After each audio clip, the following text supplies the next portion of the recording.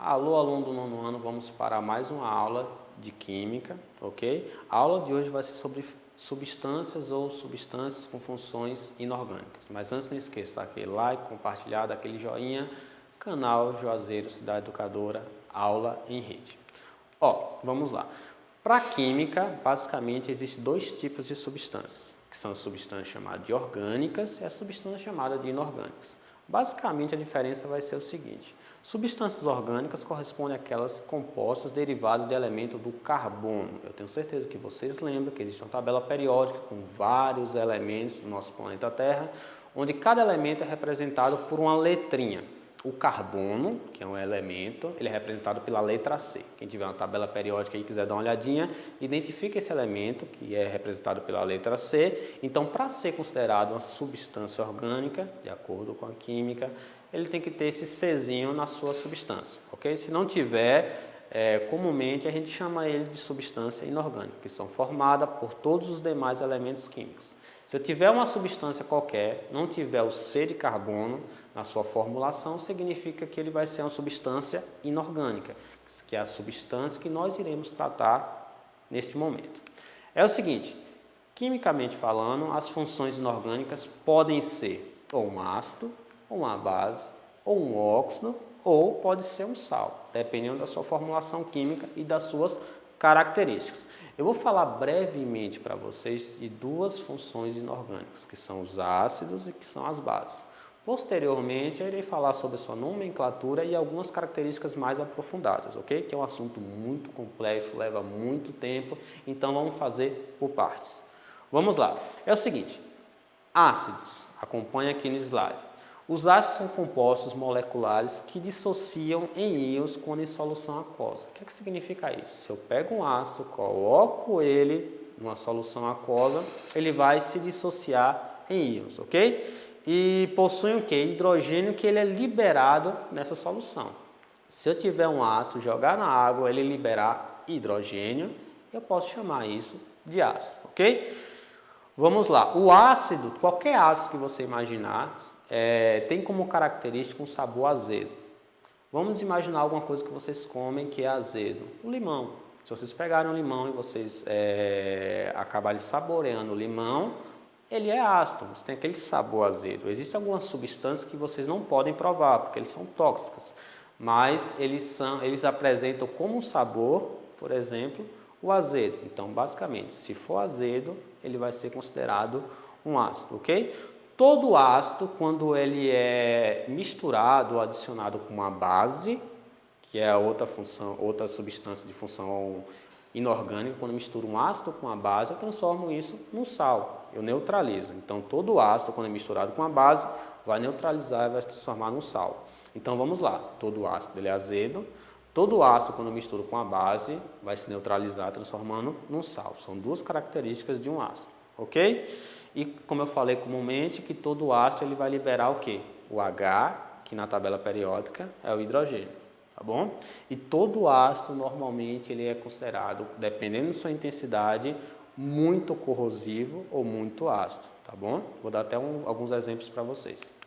Ó, eu tenho aqui no slide uma formulação do ácido clorídrico, quando adicionado com água. Vocês viram o que acontece aqui? Há a liberação do hidrogênio, ok? E a liberação do cloro. Então, se tiver a liberação de hidrogênio, como eu falei para vocês, posso chamar isso de ácido, tá bom? Então, como eu coloquei lá em cima, quando um ácido entra em contato com a água, ele vai liberar o quê?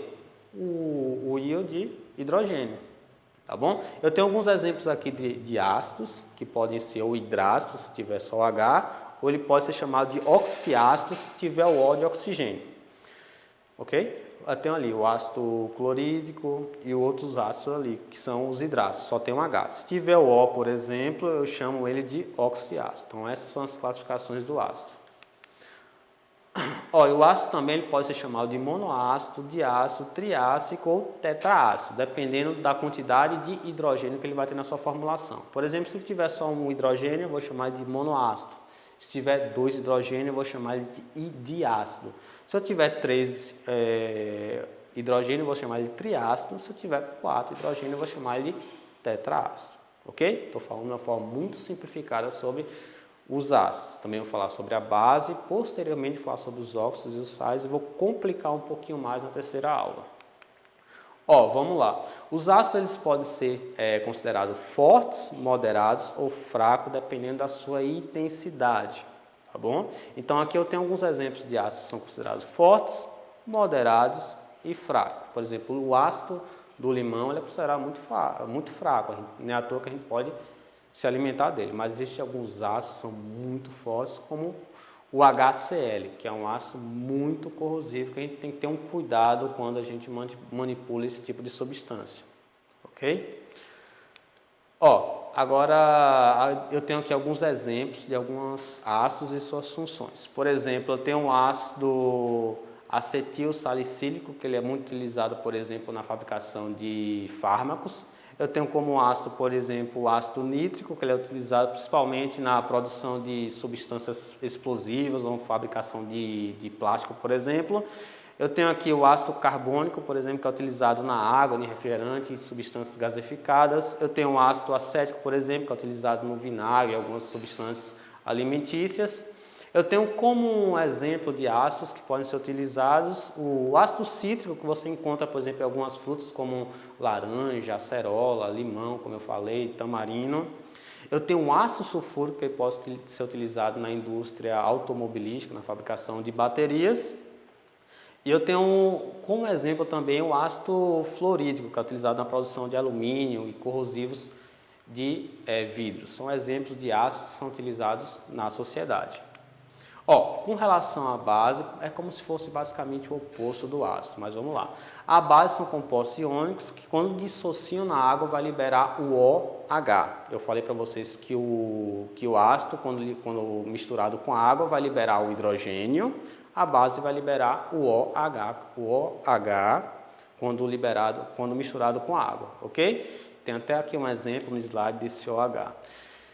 E vamos lá, a substância básica, quando você, por exemplo, ingere, você tem a sensação de ser uma substância adstringente. O que é isso, professor? Adstringente é como se você, por exemplo, colocasse uma substância básica na boca, você tivesse a sensação de travar a língua.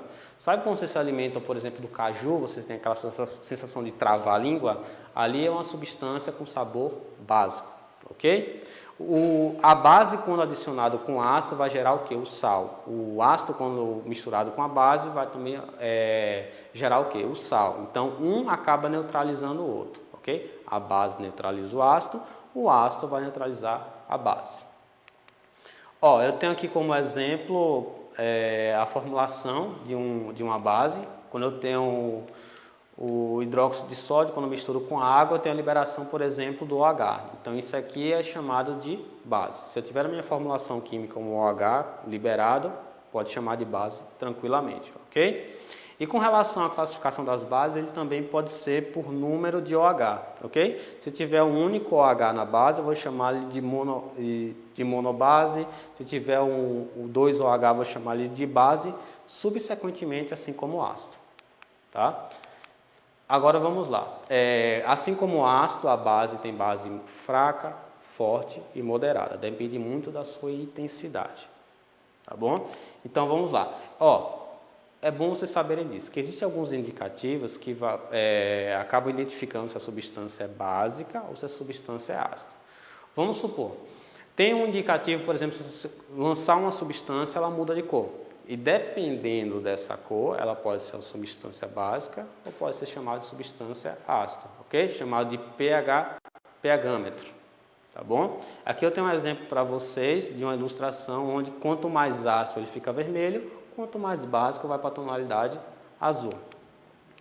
Ó, vamos lá para o desafio. Quero que vocês caracterizem substâncias ácidas. Quero que vocês caracterizem as substâncias básicas, colocando suas principais informações que estão aqui no slide. É só vocês recorrerem ao slide que vocês vão achar a resposta. Então vamos lá, pessoal. Boa sorte!